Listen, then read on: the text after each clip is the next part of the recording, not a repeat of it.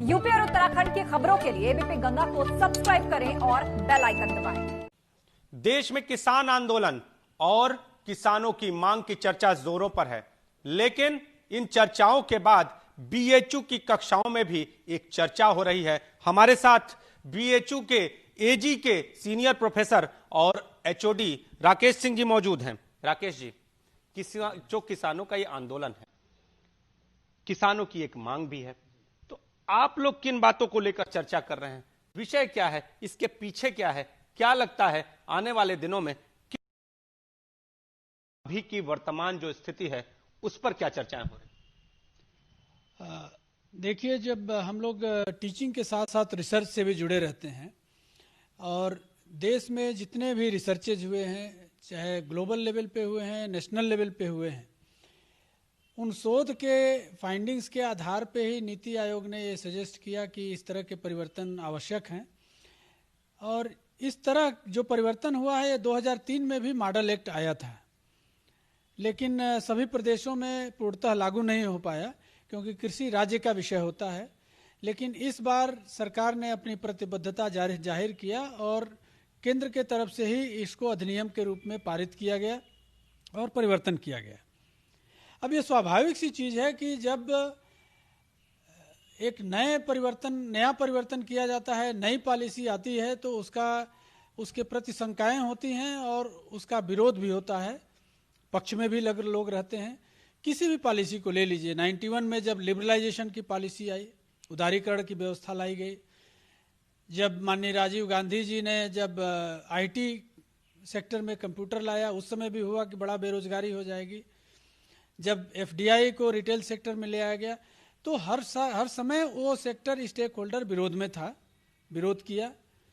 लेकिन आज उन्हीं से पूछा जाए कि क्या उसका लाभ हुआ कि नहीं, आईटी सेक्टर को प्रमोट करने से लाभ मिला कि नहीं, रिटेल सेक्टर में बूम आया कि नहीं, लिबरलाइजेशन का लाभ हुआ कि नहीं, तो सब लोग कहेंगे कि नहीं, ये तो बड़ा अच्छा हुआ और इसका बाजार पे प्रभाव पड़ा, आम जनता पे प्रभाव पड़ा।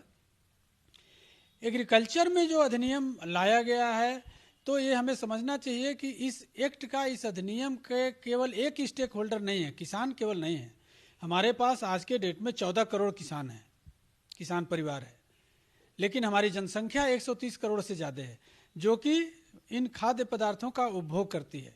इसका मतलब कि इस अधिनियम के स्टेक होल्डर सभी हैं, चाहे वो व्यापारी हो, चाहे वो उपभोक्ता हो या वो उत्पादक हो।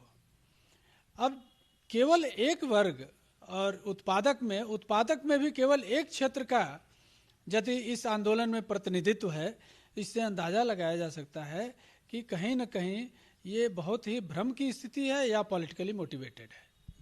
सरकार की जो नीतियां हैं उसके बारे में हम समझना चाहेंगे, चूंकि आप उसके एक्सपर्ट भी हैं। तो ये जो सरकार की जो नीतियां हैं, क्या किसानों के हित में हैं? आने वाले समय में एक एक्सपर्ट के तौर पे हम जानना चाहेंगे कि ये जो नीतियां हैं वो क्या हैं? आने वाले समय में क्या ये किसान विरोधी होंगी या किसानों के लिए लाभदायी होंगी? अगर विरोधी होंगी तो किस स्तर पर, लाभदायी होंगी तो किस स्तर पर? देखिए, 3 अधिनियम आए हैं। एक है जिसको बोलते हैं farmer produce trade and commerce.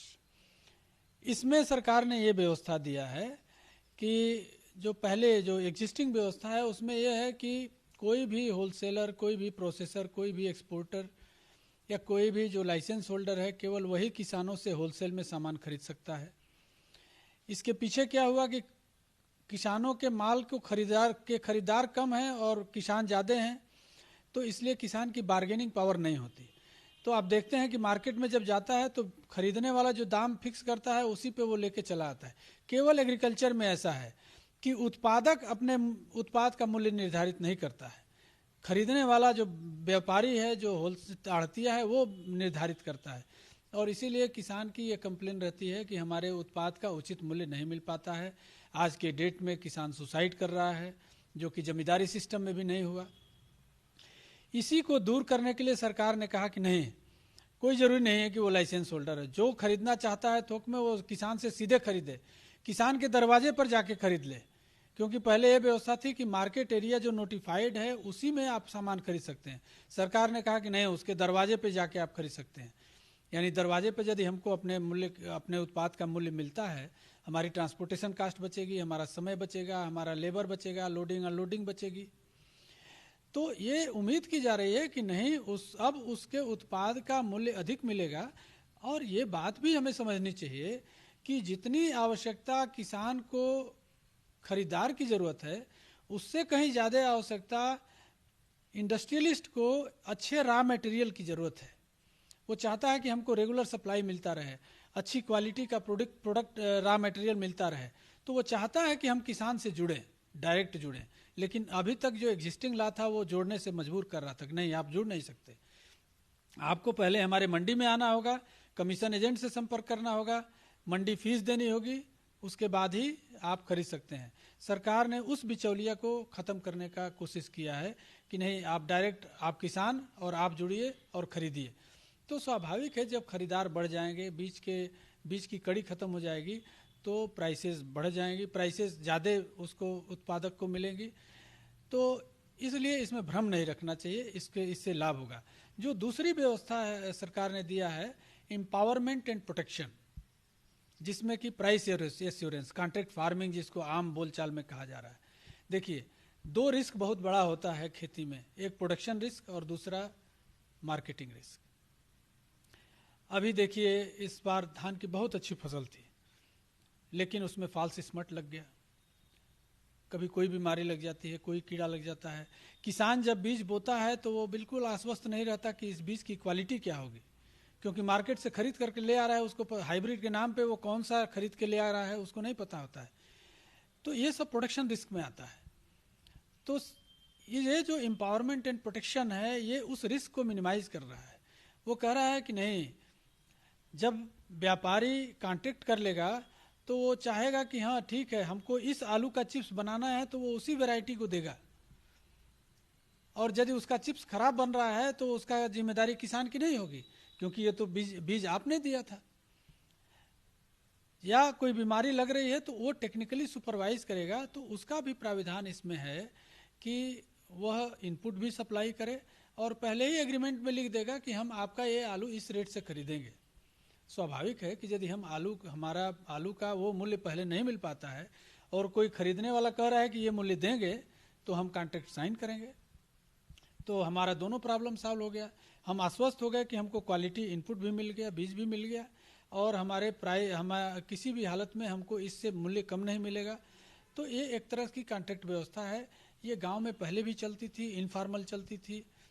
Even cooperative sector में जो अभी चल रहा है, जो सबसे बड़ा उदाहरण उसका है, आपका अमूल का है, कोऑपरेटिव मिल्स का है, ये सब कॉन्ट्रैक्ट ही है, जो कि कहता है कि हाँ आपके गन्ने का ये मूल्य मिलेगा, आपके दूध का ये मूल्य मिलेगा। तो यह अब उसको और व्यापक स्तर पे, क्योंकि सबसे ज़्यादा समस्या किसानों को फल और सब्जी में आ रही है, उसकी प्राइस बहुत ही क्रैश करती है। आलू टमाटर कभी 2 रुपया बिकेगा, कभी 200 रुपया बिकेगा, प्याज आज 5 रुपया बिकेगा, कल 50 रुपया बिकेगा। ये वेरिएशन कम हो जाएगा जब हम कॉन्ट्रैक्ट फार्मिंग में इन कर जाएंगे। तो तीसरा है एसेंशियल कमोडिटी एक्ट, आवश्यक वस्तु अधिनियम, जो 1955 का अधिनियम था।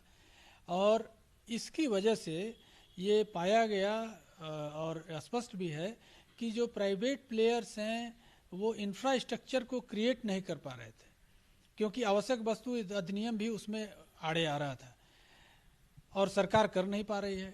क्योंकि हम यदि कोल्ड स्टोरेज इस्टेब्लिश करना चाहते हैं, कोल्ड चेन वैन इस्टेब्लिश करना चाहते हैं, तो हम उसका रेट ऑफ रिटर्न देखते हैं कि इतने करोड़ रुपया खर्च करेंगे तो हमको मिलेगा कितना।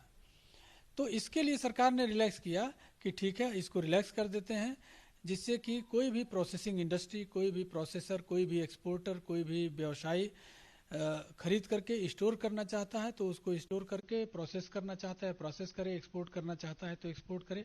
उसकी सीमा जो थी उसको खत्म कर दिया गया। लेकिन उसमें दूसरे और तीसरे जो सब हेड्स हैं जो अधिनियम के, उसमें स्पष्ट व्यवस्था है और उसमें फार्मूला भी दिया हुआ है कि यदि प्राइसेस बढ़ने लगेंगी, 12 महीने के एवरेज, पिछले कुछ सालों का एवरेज भी लेकर के फार्मूला दिया हुआ है कि यदि प्राइसेस बढ़ने लगेंगी तो सरकार तुरंत इंटरफियर करेगी। यानी फायदेमंद है किसानों, फायदेमंद है जी।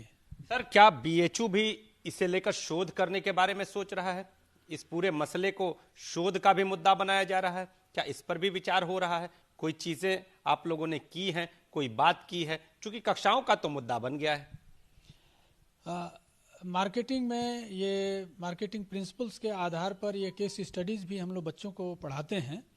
और अभी 10-15 दिन हो रहा है, UP council of agricultural research ने हमारे विभाग को, डिपार्टमेंट ऑफ एग्रीकल्चरल इकोनॉमिक्स को, ये जो नए मार्केटिंग रिफॉर्म्स हैं इस पे इसका क्या प्रभाव पड़ेगा, इस पर एक प्रोजेक्ट भी सैंक्शन किया है कि जो मंडियां हैं, मंडी में होलसेलर्स हैं, किसान हैं, कंज्यूमर्स हैं, इन सब का सर्वे करके और उसकी एनालिसिस करके एक रिपोर्ट तैयार किया जाए कि क्या, क्योंकि यदि उसमें कुछ संशोधन की संभावना है तो उसको भी हम लोग इनकॉर्पोरेट करेंगे। नया विषय आता है, नई नीतियां आती हैं तो कहीं हमेशा संशोधन की उसमें गुंजाइश रहती है, वो तो जब धरातल पे आती है तो पता चलता है। तो ये मैं UP council of agriculture research को भी धन्यवाद देता हूँ कि इस समसामयिक विषय पे यूपी सरकार ने बीएचयू को इसके लिए उचित समझा और सैंक्शन किया प्रोजेक्ट। तो शोध होंगे और आने वाला वक्त बताएगा कि क्या इसमें शोध में किसी भी स्तर पर कोई सुधार करने की जरूरत है। लेकिन बीएचयू के सीनियर प्रोफेसर की माने तो किसानों का जो विरोध है वो कहीं ना कहीं दिग्भ्रमित भी है और किसानों के लिए जो सरकार की नीतियां हैं वो फायदेमंद है।